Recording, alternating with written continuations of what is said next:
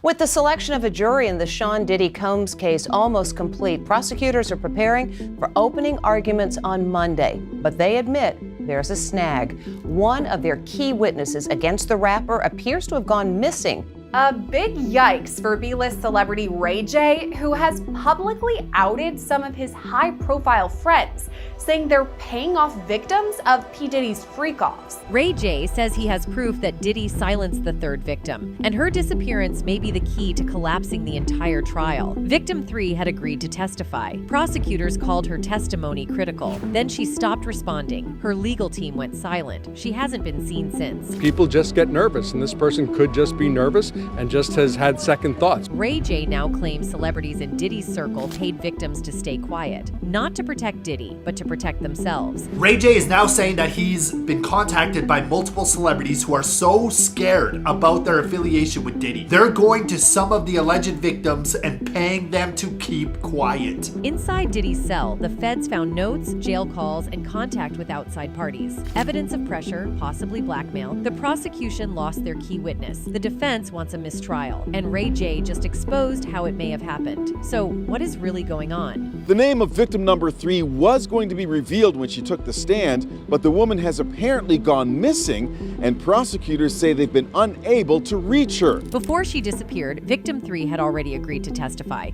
According to the federal indictment, her testimony was supposed to paint a clear pattern, one that stretched across decades, across cities, across celebrity circles. She wasn't just backing up what Cassie said. She had her own story, one that was graphic, disturbing, and crucial to the prosecution's case. And she wasn't afraid to show her face. Court insiders say she was considering testifying under her real name, not hiding behind a pseudonym like many others. That alone made her different. But now, she's completely unreachable. No shows, no contact, not even her lawyer is answering calls. This was just days before the trial was set to begin. Jury selection was nearly complete. Cameras were being set up outside the courthouse. And then silence. No explanation. No message. Just gone. People just get nervous, and this person could just be nervous and just has had second thoughts. If the prosecutor can't find this witness, how might it affect the case? Look, I don't think it's going to have a tremendous effect. The prosecution is going to call a number of alleged victims. It's not like the feds didn't see this coming. According to internal sources, they'd already flagged witness intimidation as a top concern in the case. Diddy had been denied bail multiple times. Prosecutors argued he might try to contact, manipulate, or even silence witnesses. Victim 3 was one of those names, and now it looks like that's exactly what happened. Assistant U.S. Attorney, we believe the witness is concerned for her safety. We have no confirmation she will appear. Judge Aaron Subramanian didn't hide his frustration. He wanted certainty, not just for the case, but to protect the jury process itself. With victim 3 missing, the defense immediately moved for either a mistrial or a delay. Their argument that losing one of the 4 key witnesses changed the entire structure of the prosecution's case. And legally, they weren't wrong. But it's not just about courtroom strategy. It's about what kind of pressure would make a woman who is ready to testify suddenly disappear. That's when Ray J dropped the bombshell. Are you guys waiting for somebody to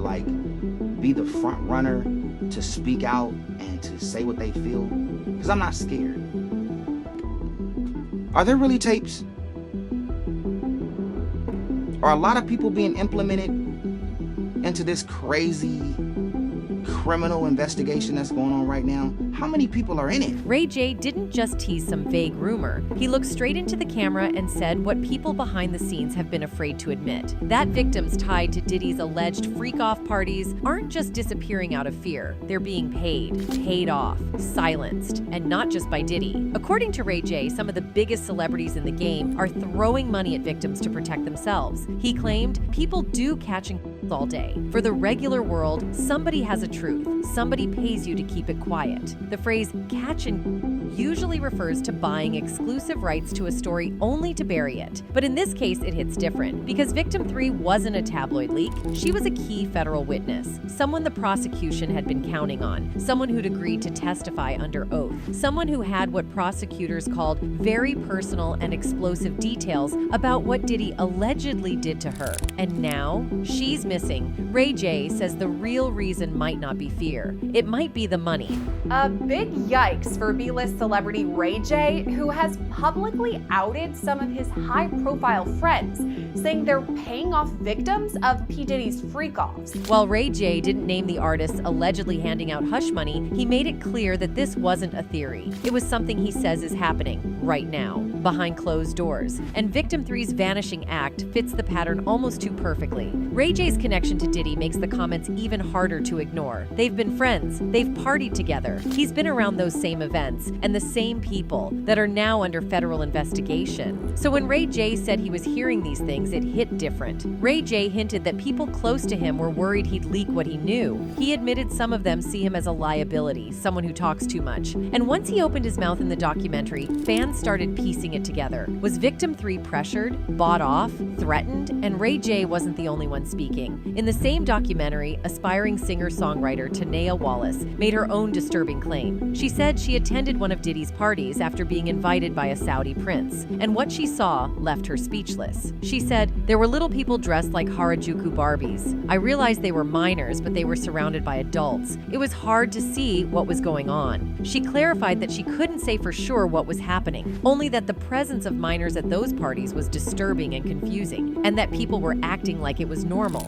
When Ray J's claims dropped alongside Tanea's story, the picture got darker. Suddenly, Victim 3's silence felt less like cold feet and more like a strategic retreat, maybe even a forced one. Fans started speculating online that the pressure or payoff came from more than one place. And if Ray J's telling the truth, Victim 3 might not be the last witness to go missing. While the world was focused on Victim 3's disappearance, federal agents were already working behind the scenes. And what they found inside Diddy's jail cell might explain exactly why she vanished. Back in November 2024, months before the trial officially began, prosecutors revealed they'd executed a pre-planned nationwide sweep of federal prisons. During that sweep, they searched Diddy's cell. What they discovered was a collection of handwritten notes, unauthorized communications, and recordings that pointed to something far beyond a defense strategy. According to court filings, the materials showed what the feds called relentless efforts by Diddy to pay off witnesses, not just one, but multiple federal filing. The defendant made outside calls, orchestrated social media campaigns, and even contacted witnesses through third parties. This wasn't a case of someone trying to protect themselves legally. This was about control, about intimidation, about what prosecutors now believe may have been a deliberate campaign to suppress testimony, including Victim 3's. And that's not just speculation. Prosecutors say the evidence backs it up. The notes weren't just diary entries. They were strategy, plans, instructions, redacted call transcript. The clear inference is the defendant's goal is to blackmail victims and witnesses either into silence or into helping his defense. In one recorded jailhouse call, mostly redacted, Diddy allegedly speaks to one of his adult sons. What they discussed has never been released in full, but prosecutors say the intent was unmistakable: blackmail. Not just shutting people up, but turning them into defense assets. By the time this information reached the public, Diddy had already been denied bail,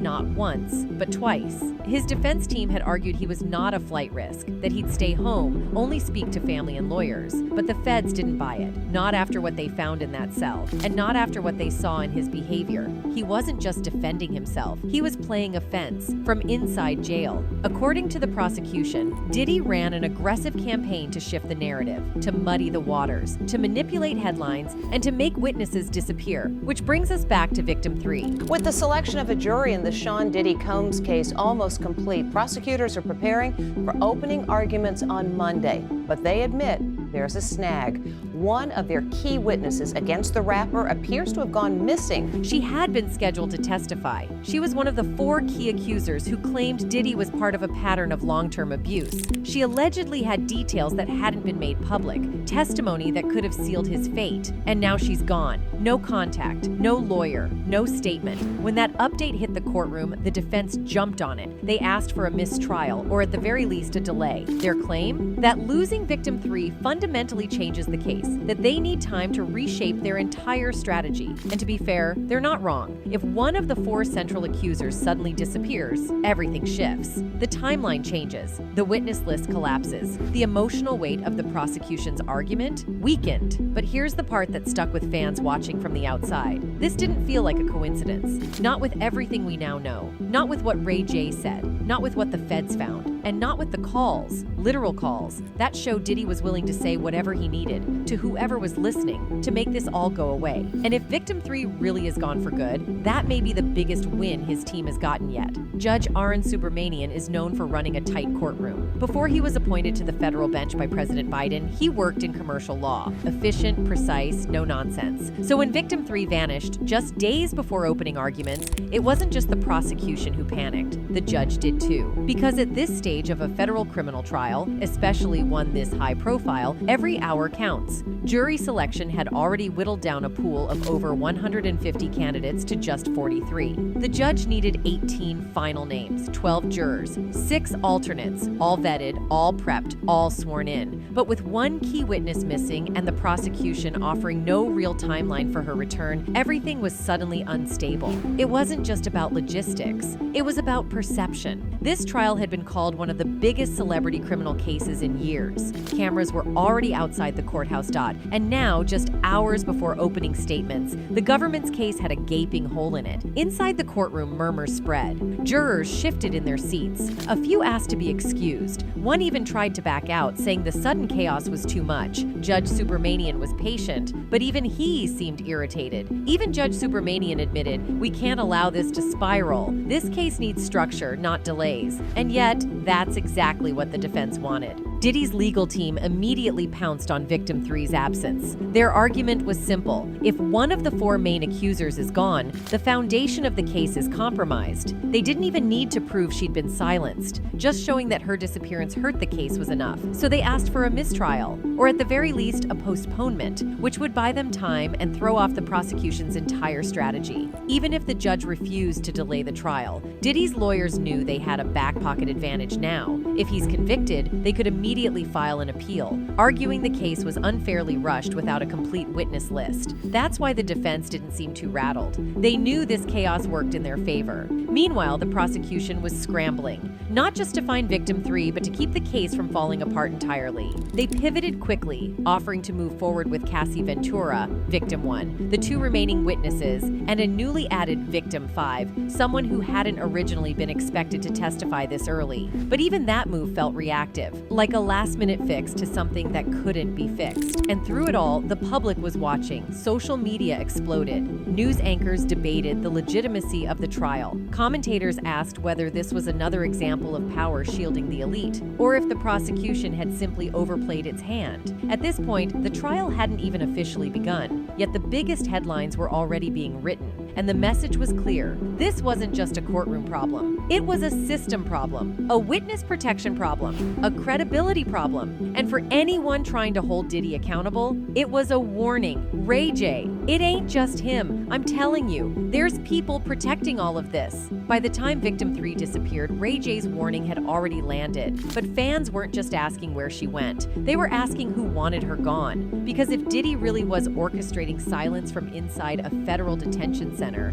and if victims were being paid off, then someone else had to be helping him. And that's where the conspiracy theories turned deadly serious. This wasn't just about Diddy paying people under the table. According to court documents, prosecutors discovered prison notes, illegal phone calls, and unauthorized communications with outside parties. Diddy wasn't supposed to be speaking to anyone except family and lawyers, but the Bureau of Prisons says he found a way, and those calls were strategic. Redacted court filing. The defendant made third-party contacts and launched coordinated efforts to manipulate the public narrative. He wasn't doing this alone. The materials seized in his cell reportedly showed signs of privileged information being accessed, likely with help from someone who knew the legal system well. In other words, insiders. People helping him bend the rules from behind the curtain. And then there's the celebrity factor. In Ray J's TMZ Presence interview, he made it clear that Diddy wasn't the only one making hush moves. He said celebrities, plural, were handing out cash. Not to protect Diddy necessarily, but to protect themselves from exposure, from videos, from subpoenas, from the very public fallout they knew was coming. If that's true, then Diddy's case isn't just a legal firestorm. It's a map of Hollywood's dirtiest secrets. Because if even one A-lister is proven to have paid a victim to stay silent, they're now part of the obstruction. And that raises the stakes even higher. Victim 3's sudden disappearance lines up too perfectly with this pressure.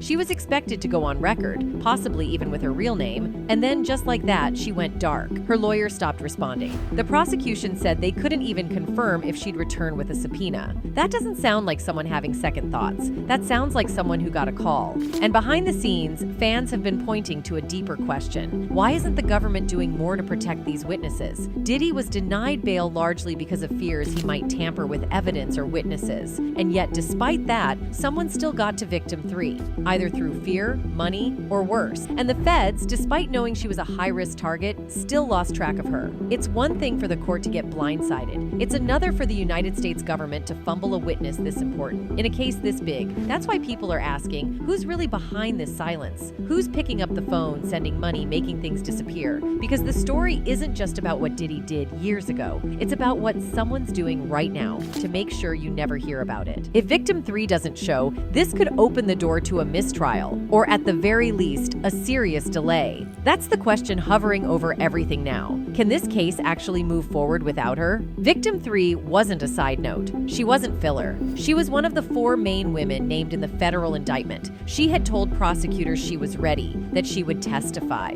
that she had lived through things the public hadn't even heard yet. According to insiders, her story was supposed to reinforce the claims already made by Cassie and the others. It would have proven that what happened to them wasn't isolated. It was a pattern. But now the prosecution is scrambling, and the defense knows it. They're not wrong. Every witness in a criminal case plays a specific role, not just legally, but emotionally. Jurors don't just process facts. They respond to tone, to body language, to patterns. Victim 3 wasn't just another voice. She was the voice that tied it all together. Her disappearance doesn't just reduce the number of accusers, it fractures the narrative. The federal prosecutors still have 3 other women lined up: Cassie Ventura, Victim 2, and a late addition, Victim 5. But adding a new witness this late in the game only feeds the defense argument that the government is making it up as they go. In court, perception matters just as much as paperwork. Meanwhile, outside the courtroom, everything is spinning. The media is chasing leads. Fans are posting timelines. Hashtags like #WhereIsVictim3 and #DiddyTrialCoverUp are trending globally.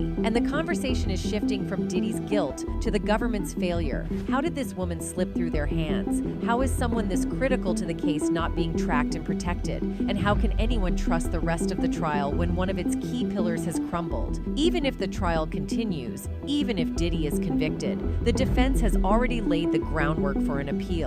They can argue that the prosecution mismanaged their case, that the absence of Victim 3 denied their client a fair trial, that there was no time to adjust, and under the law, that might be enough. So now everything rests on what happens next. If Victim 3 reappears and testifies, the trial regains its balance. But if she doesn't, if she stays gone, then Diddy's team has every legal reason to question the outcome. And the public? They'll be left with more questions than answers. Ray J, people are scared, but scared of what? Of who? This trial was supposed to be the end of the story, the moment where everything caught up to Diddy, where the evidence, the testimonies, the headlines all came together in one courtroom. But instead, it's turning into something else, something murkier, something more dangerous. Victim 3's disappearance didn't just shake up the prosecution. It exposed the cracks in the entire system, the weaknesses, the pressures, the invisible hands that can make people go silent or go missing. And now, we're all watching those cracks widen in real time. Ray J wasn't the first person to speak out, but he may have been the most direct. He said what insiders have only whispered, that people with money, with fame, with status are doing everything they can to keep their names out of this. And if that means silencing a victim before she testifies, then that's what it means. But even Ray J has limits. He didn't name names, he didn't point fingers, because he knows the rules and the consequences. He knows what happens when you talk too loud in an industry built on silence. Still, the damage is done. Fans aren't asking whether Diddy's guilty anymore. They're asking how many people helped him stay protected, how many knew what was going on, and said nothing, or worse, paid to keep it buried. The feds may still win this case. Diddy may still be found guilty, but that won't fix what's been exposed. A witness went missing, and nobody can or will say why. Anyway, that's it for this video, folks. Bye.